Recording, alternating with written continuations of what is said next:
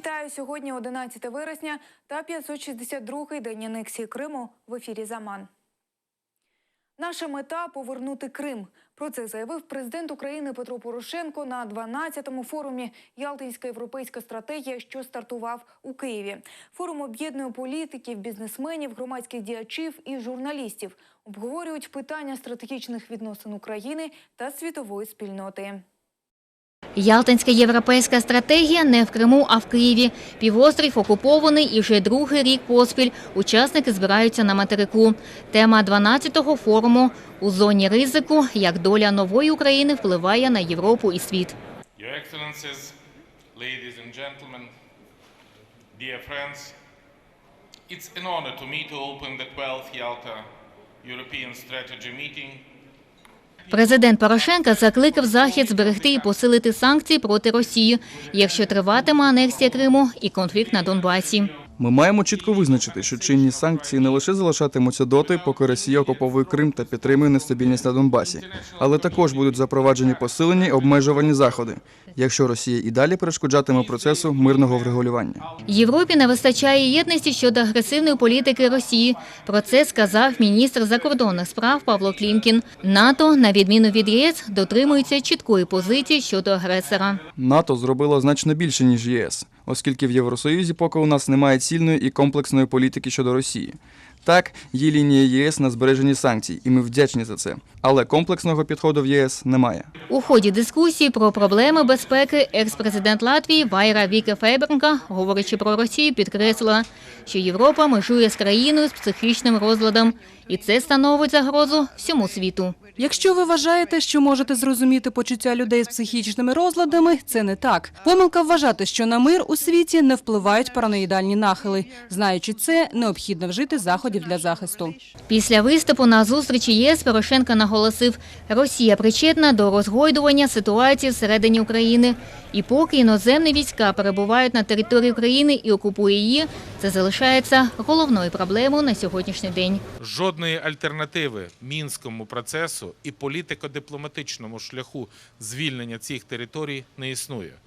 Але виведення російських військ і повернення українського контролю над неконтрольованою ділянкою україно-російського кордону є ключовими елементами мінських домовленостей і мирного плану, яким ми будемо добиватися. Завтра учасники ЄС докладніше поговорять про анексію Криму і як Україна повинна діяти щодо півострова.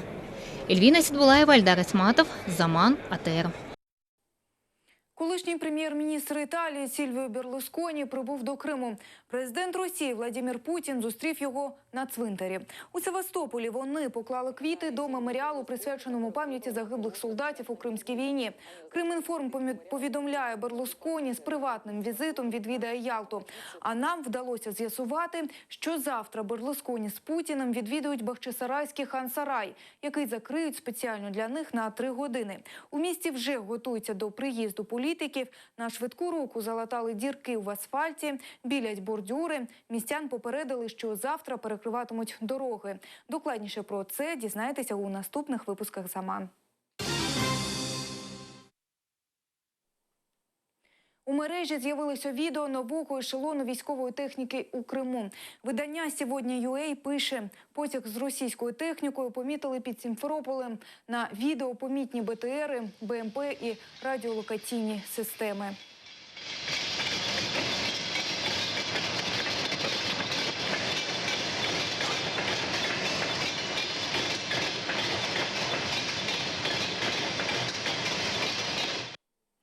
У Сімферополі скасували обмеження на проведення масових і публічних заходів, яке ввели напередодні Дня Незалежності України 23 серпня.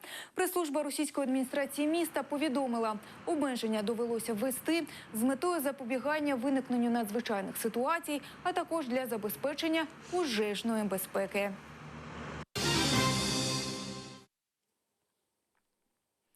Проти севастопольського чиновника Леоніда Брунецького порушили адміністративну справу через паркування автівки у забороненому місці. Порушення виявив і зафільмував керівник громадської організації «Дорожній контроль Севастополь» Максим Мішин. У відповідь Брунецький тільки показав активістам робоче посвідчення.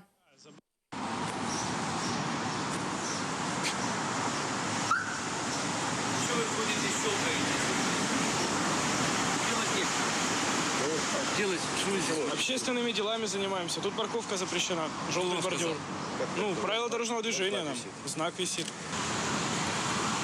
Вот. Ну, Что ну? Что ну? хорошо. Что? Ну, парковка, я здесь работаю. Ну что? Тут парковка запрещена. Ну, а знак, получается, это что, просто так? Что? Тогда снимите знак. Служба безпеки України на Херсонщині затримала чоловіка, який брав активну участь у минулорічних подіях Кримської весни.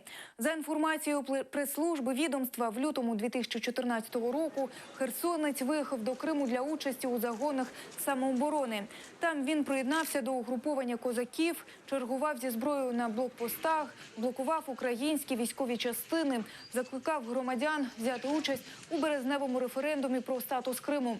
Херсонцю обрано запобіжний захід у вигляді утримання під вартою за посягання на територіальну цілісність і недоторканність України.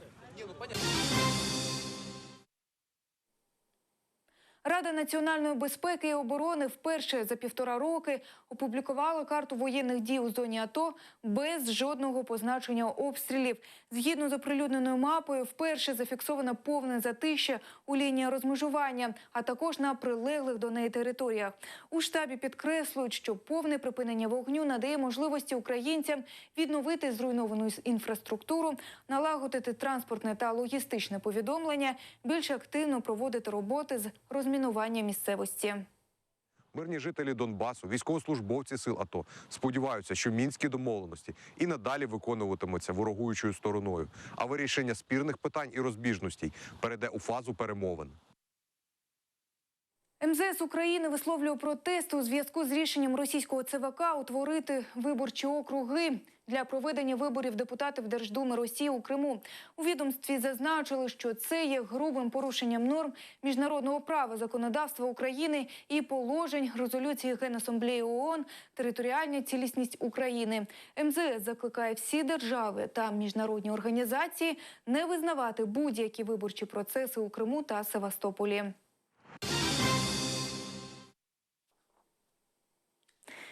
Весь світ згадує жертв наймасштабнішого теракту в історії людства. Сьогодні виповнилося 14 років з дня терористичних атак, що зруйнували вежі-близнюки Всесвітнього торгового центру в Нью-Йорку. 11 вересня 2001 року башти і будівлю Пентагону атакували бойовики Аль-Каїди. Тоді загинули майже 3000 чоловік.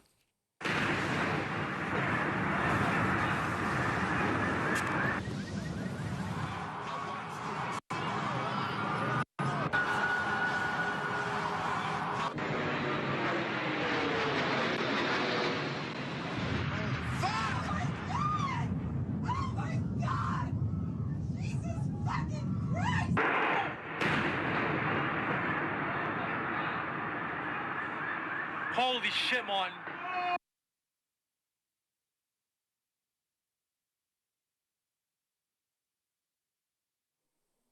Активісти в Тбілісі порвали російські підручники з географії, де Абхазія і Південна Осетія зображені як окремі держави, а Крим вже у складі Росії. Інцидент стався в російськомовній школі «Інтелект». Представники грузинської організації «Вільна зона», прихильники Саакашвілі, вилучили підручники для 7 класу. У присутності співробітників патрульної поліції вони порвали книги на знак протидії російській пропаганді. Директор школи чинив опір. Він заявив, що підручники використовувались як додаткова література. Нет никаких проблем с русским языком. У меня проблема с империализмом, у меня проблема с Путиным, у меня проблема с оккупантом. Вот в чем дело. А оккупант прямо говорит мне, что Абхазия и Южная Осетия – это отдельное государство. У вас это зафиксировано в книге. Да в книге? Ну да, в вашей школе, понимаете? Ну, получилось, да. Получилось. Человек, вот давайте сразу. Да, давайте пару видео.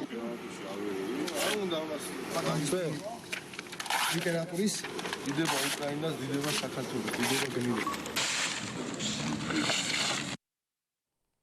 У Москві відкрилася виставка картин Андрія Макаревича. Відомий музикант, якого прихильники чинної влади зарахували до так званої «п'ятої колони», пише картини. Макаревич розповів, що виставка цілком аполітична, передає настояще время. У галереї «Роза Азора» вона триватиме до 18 вересня. меньше всего на свете хотел бы быть известным как политический кто-то. Я политику терпеть не могу и всю жизнь старался держаться от нее как можно дальше. Все немножко свихнулись на политике. Сейчас кто не пукнет, все политическая акция. Нехай музика звучить. У Криму відкрилася виставка унікальних музичних інструментів. В експозиції представлені інструменти майстрів 19 і 20 століть, а також сучасного періоду. Експонати представлені з фонду Кримсько-татарського музею, культурно-історичної спадщини та приватних колекцій. Кримсько-татарські, японські, китайські, африканські і багато інших, як старовинних музичних інструментів, так само і сучасних. Нічого подібного в Криму ще організовано не було. Ударні, духові, струнні інструменти залишилися від наших народних маестро і майстрів. Це дуже радує, тому що у нас багата історія, яку крок за кроком ми успішно відновлюємо і демонструємо. Прекрасні не тільки з естетичної точки зору, а й в звучанні. Інструменти привернули увагу як професійних музикантів, так і простих любителів інструментальної музики. Глядачі послухали і класичні музичні твори.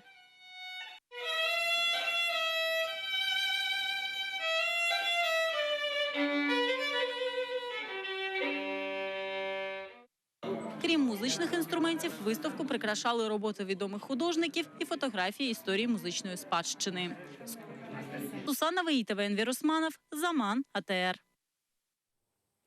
У Львові мусульмани збираються в молитовному будинку, що наразі виконує роль культурного центру. Повноцінний центр поки що створити не вдалося. Як мусульмани Львова зберігають свої традиції, дізнавалися наші кореспонденти.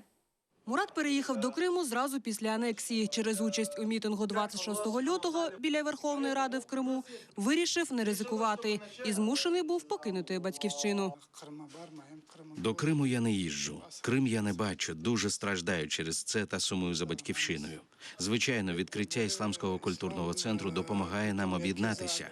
Ми можемо робити намаз. Слава Аллаху, звичайно, радіємо. Анексія Криму змінила плани Шевкія Чечеєвої. 11 клас закінчувала вже на материку.